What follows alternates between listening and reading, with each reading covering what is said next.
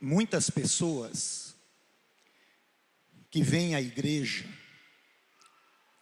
ainda estão pedindo um sinal do céu para acreditar em Jesus. Qual é o sinal de que podemos acreditar que Jesus é o Messias? Qual é o sinal de que podemos acreditar que Ele é o Salvador prometido de todo o Antigo Testamento? Essa não é uma pergunta nova. No Evangelho de Mateus, capítulo 16, do versículo 1 ao versículo 4, nós temos a resposta. Abra a sua Bíblia comigo no Evangelho de Mateus, capítulo 16, do versículo 1 ao versículo 4. Os fariseus e saduceus vieram por Jesus à prova, exigindo que lhes mostrasse um sinal do céu. Ele respondeu: vocês conhecem o ditado: céu vermelho ao entardecer, bom tempo amanhã. Céu vermelho e sombrio logo cedo, mau tempo o dia todo. Vocês sabem identificar as condições do tempo no céu, mas não sabem interpretar os sinais dos tempos. Pedem um sinal, porque são uma geração perversa e adúltera. Mas o único sinal que lhes darei será o sinal do profeta Jonas. Então Jesus os deixou e se retirou. O Evangelho de Mateus conta que certo dia os fariseus e saduceus, que eram os líderes judaicos, mestres da lei, especialistas no Antigo Testamento, parecem formar uma frente unida contra Jesus. Eles se uniram para pedir a Jesus um sinal do céu. Isto é, uma prova da identidade de Jesus como o Messias. O versículo 1 diz: os fariseus e saduceus vieram por Jesus à prova, exigindo que lhes mostrasse um sinal do céu. Mas o pedido dos fariseus, o pedido dos saduceus, não era sincero, mas sim para testar Jesus. Mateus usa esse termo na tentação no deserto, para mostrar que o pedido dos fariseus e saduceus é uma extensão dos truques do diabo. O pedido dos fariseus e saduceus não apenas não era sincero, mas não fazia sentido, porque o que eles pedem a Jesus, um sinal do céu, já está sendo realizado. Os sinais de que o reino de Deus chegou em Jesus encontram-se no ministério de Jesus, de modo que não fazia sentido o pedido dos fariseus e saduceus, porque o que eles pedem já está sendo realizado no ministério de Jesus. O reino de Deus chegou em Jesus. Jesus é o Messias, é o Salvador prometido do Antigo Testamento. Jesus vinha realizando milagres e sinais, curando os coxos, os cegos, os enfermos, alimentando multidões com apenas alguns pães e alguns peixes. Esses sinais estão nos capítulos 14 e 15. Parece que nada do que Jesus fez ou ensinou impressionou o suficiente para provar a sua identidade como Salvador prometido do Antigo Testamento. Eles querem mais um sinal para acreditar em Jesus.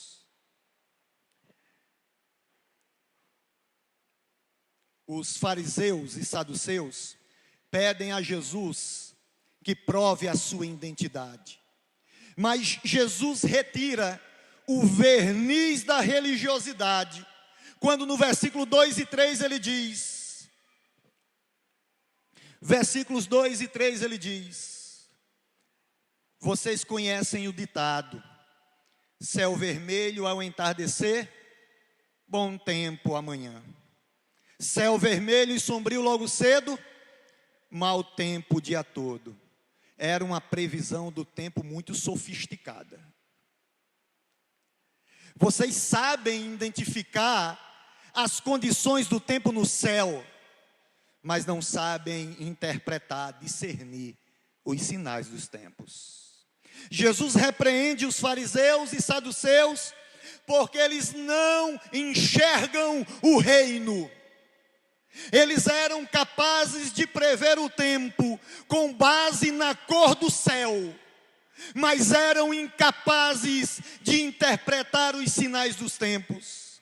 Apesar de serem especialistas no Antigo Testamento, eles eram incapazes de compreender a identidade e a missão de Jesus como Messias. Jesus respondeu, Jesus acrescenta no versículo 4, pedem um sinal, pedem mais um sinal, porque são uma geração perversa e adúltera. Mas o único sinal que lhes darei será o sinal do profeta Jonas. Então Jesus os deixou e se retirou. Eu concordo com Michael Wicks, quando ele diz que Jesus não produzirá aqui sinal algum sob demanda para os fariseus e saduceus, para satisfazer os duvidosos. Os fariseus e saduceus tiveram provas suficientes, válidas. Eles viram os milagres de Jesus, eles viram os sinais que Jesus realizou, eles tiveram provas suficientes e válidas de que Jesus era o Messias, mas em vez de acreditarem, eles tentaram usá-lo como base para acusá-lo. Por causa da sua má intenção, o único sinal que lhes seria dado é o sinal do profeta Jonas. E qual é o sinal do profeta Jonas que estava por vir? Sabemos qual é o sinal, porque Jesus anteriormente havia explicado. Capítulo 12, do versículo 39 a 40, que sinal é esse? Jesus, porém, respondeu: vocês pedem um sinal, porque são uma geração perversa e adúltera, mas o único sinal que lhes darei será o do profeta Jonas. Explicação: pois assim como Jonas passou 3 dias e 3 noites no ventre do grande peixe, o Filho do Homem ficará 3 dias e 3 noites no coração da terra. Jesus está se referindo à sua morte e ressurreição. Assim como Jonas ficou 3 dias no ventre do grande peixe, Jesus ficaria 3 dias no coração da terra, na sepultura, então ressuscitaria. Mas mesmo este sinal, escutem bem, mesmo este sinal não seria suficiente para convencer os fariseus e saduceus de que Jesus era o Messias, de que Jesus era o Salvador prometido do Antigo Testamento. Nem o sinal do profeta Jonas, nem a morte e ressurreição do nosso Senhor convenceria os fariseus, os saduceus, de que Jesus era o Messias, era o Salvador prometido do Antigo Testamento.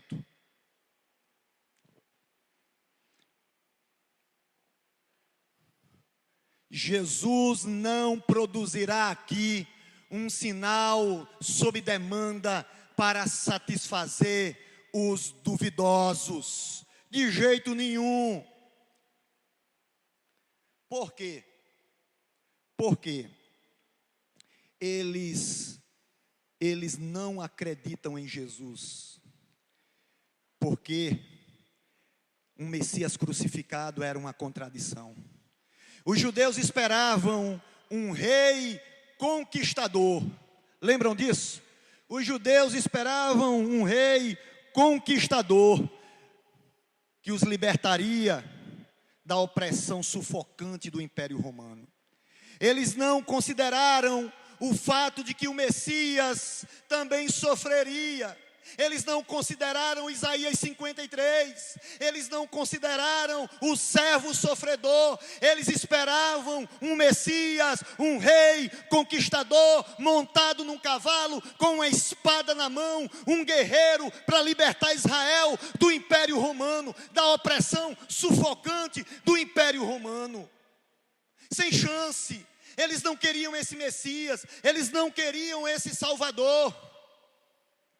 E eles não consideraram que o Messias também seria um servo sofredor.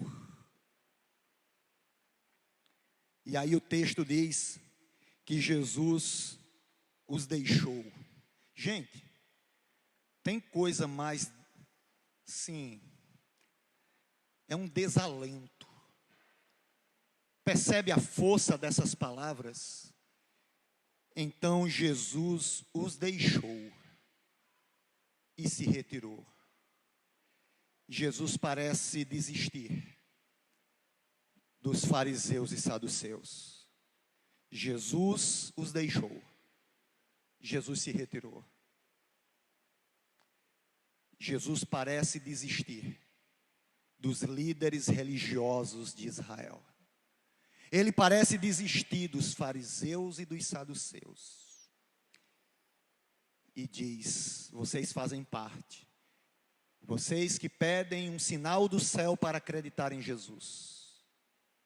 Vocês fazem parte. Vocês pedem um sinal, porque vocês fazem parte de uma geração má e adúltera. Parece que eles estão condenados à condenação. Jesus certamente, eu acho que ficou por trás, né? Jesus certamente fez muitos milagres e ensinou de muitas maneiras milagrosas, que apontaram para a sua identidade. Portanto, para Jesus, agora, nessa altura do campeonato, pedir mais um sinal equivale a rejeitar Jesus. Deixe-me dizer uma coisa. Muitas pessoas fazem a mesma coisa hoje. São muito parecidas com os fariseus e saduceus. Elas dizem: talvez você tenha dito isso. Se Deus fizer isso, ou se Deus fizer aquilo, eu vou acreditar em Jesus. Mas eu quero dizer uma coisa para você. Deus nos deu todas as evidências de que precisamos para acreditar nele agora, a despeito de milagres e a despeito de sinais. Quero falar para você que tem pedido, como os fariseus e saduceus, um sinal do céu para acreditar em Jesus. se ele fizer isso ou aquilo, então eu vou acreditar. Eu quero dizer uma coisa para você: é indesculpável. Você não tem desculpa, porque Deus nos deu todas as evidências de que precisamos para acreditar nele, aqui e agora, a despeito de sinais, a despeito de milagres. Não há desculpas para não acreditar. Para o Evangelho de Mateus, para o evangelista Mateus, pedir um sinal do céu para acreditar é tentar Jesus, é testar Jesus, é usar truques com Jesus, é rejeitar Jesus. Por quê? Porque temos o testemunho do Evangelho que nos conta o que Jesus fez e o que Jesus ensinou. Nessa altura do campeonato, depois de 2000 anos de história, pedir um sinal do céu é incredulidade. É tentar Jesus como fizeram os líderes religiosos. É testar Jesus como eles fizeram. É uma tentativa de usar truques com Jesus. Temos o testemunho dos evangelhos que contam o que Jesus fez. Jesus morreu por nós. O único sinal que lhe será dado é o do profeta Jonas. É a sua morte e a sua ressurreição. Jesus morreu por nós. Jesus desceu ao Hades, à sepultura por nós. Jesus ressuscitou por nós, e este é o sinal de que o sacrifício de Jesus pelo pecado foi aceito. Deus o ressuscitou dentre os mortos. O sacrifício de Jesus foi aceito, e agora, através da fé, os nossos pecados podem ser perdoados. Todas as coisas, preste atenção, todas as coisas que fizemos e faremos, todos os nossos pecados, nossas falhas, nossos vícios, nossa depravação, pode ser perdoada aqui e agora, pela fé no Messias, pela fé no Salvador prometido, pela fé naquele que morreu numa cruz sangrenta e ressuscitou ao terceiro dia. Nós podemos ser perdoados de tudo que fizemos, de tudo que um dia iremos fazer, e nós podemos ter a garantia da esperança da vida eterna.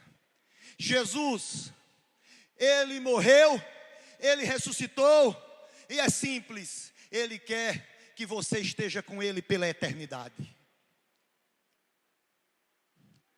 Eu quero convidar você hoje à noite a ver os verdadeiros sinais, a não ficar à procura de sinais e milagres, correndo atrás de profetada, pedindo provas e testando o Senhor. Eu quero que você veja os sinais que importam, a cruz e o túmulo vazio. Entenda o que eles significam hoje e confie em Jesus como Senhor e Salvador da sua vida. Qual é o sinal de que nós podemos acreditar? O sinal do profeta Jonas, que aponta para a cruz e o túmulo vazio, que aponta para a morte de Jesus naquela cruz sangrenta e para a sua ressurreição. Você não precisa de mais um sinal. Não há desculpas para rejeitar a Jesus e continuar na descrença. É interessante que a nossa liturgia tem sempre uma música que segue o sermão. Sempre tem uma música que segue o sermão. Essa música se baseia na mensagem e ela fortalece o sermão. Eu quero convidar aqui o Palavra Viva, porque sempre a música depois da mensagem fortalece o sermão. E a música que nós escolhemos hoje nos pede para deixar na cruz tudo o que passou, tudo o que ficou para trás. Mas Jesus tem um convite ainda mais especial para você. Hoje Ele convida você a deixar na cruz as suas desculpas, a deixar na cruz os truques, deixar na cruz a sua incredulidade e confiar em Jesus como Senhor e Salvador da sua vida. Enquanto você curva a sua cabeça e fecha os seus olhos, eu quero fazer um convite a você. Eu quero convidar você a não perder mais tempo, a não esperar mais tempo, mas correr para Jesus, correr para a cruz, compreender que o sinal já foi dado. Jesus morreu por nós e Ele ressuscitou por nós, e Ele quer que você esteja com Ele por toda a eternidade. Na cruz há perdão, na cruz há salvação, na cruz há esperança. Então é uma noite para vir até Jesus e deixar na cruz tudo que passou, tudo que ficou para trás, um passado de pecados, é verdade, mas também os seus truques, as suas desculpas esfarrapadas e, sobretudo, confiar em Jesus como Senhor e Salvador da sua vida. Amém? Amém, irmãos?